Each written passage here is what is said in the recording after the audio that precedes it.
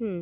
হ্যাঁ বন্ধুরা, আমি এখন দাঁড়িয়ে আছি মেহেরপুর জেলার অত্যন্ত সীমান্তবর্তী একটি গ্রামে, যেটি হচ্ছে ঝাঁদা সীমান্ত ফাঁড়ি যেখানে অবস্থিত। এটি একটি ঝাঁদা গ্রাম। ঝাঁদা গ্রাম এটি কিন্তু একেবারে সীমানা ঘেঁষা একটি গ্রাম। আমি আপনাদের দেখানোর চেষ্টা করছি বন্ধুরা।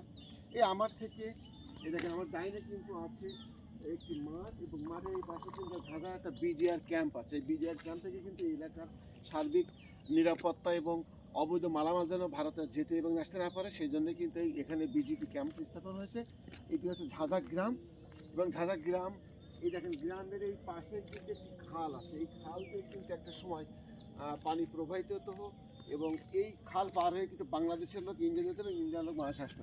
এই আমি জানি আপনার দেখানোর চেষ্টা করছি। এই দেখেন আমার থেকে এই 500 গজ দূরে ইন্ডিয়ার যে সীমান্তের যে ওরা কিন্তু তারের বেড়া এবং তৈরি করে দিয়েছে।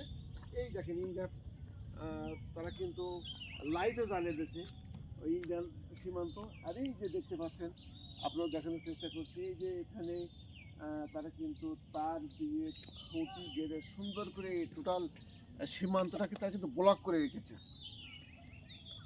তো এই হলো বন্ধুরা, এই দেখে পাশে কিন্তু এখানে কিছু জায়গা পতিত আছে। এখানে কিন্তু এই পাশে বাংলাদেশের বিশেষ করে এই গ্রামের মানুষ কিন্তু তারা এখানে চাষাবাস করে থাকে, বিভিন্ন ফসল তারা উৎপাদন করে থাকে। আর এখান থেকে যাতে কোনো রকমের অবৈধ মালামাল মাদক স্বর্ণ পারাপার না হতে পারে, এই জন্যই কিন্তু প্রকারের উভয় এলাকার শান্তিশৃঙ্খলা, যে এদিকে যেমন বিজেপি এবং ইন্ডিয়ান, আমরা বামে দেখানোর চেষ্টা করেছি ইন্ডিয়ান বিজেপি বিএসএফ ক্যাম্প, কিন্তু ওই দেখেন ওখানে কিন্তু একটা বিএসএফ ক্যাম্প আছে। এইভাবে কিন্তু বিএসএফ এবং বিজেপিরা এই এলাকার আইন শৃঙ্খলা রক্ষা করে থাকে। ধন্যবাদ বন্ধুরা, ভালো থাকবেন এই প্রত্যাশা। আল্লাহ হাফেজ।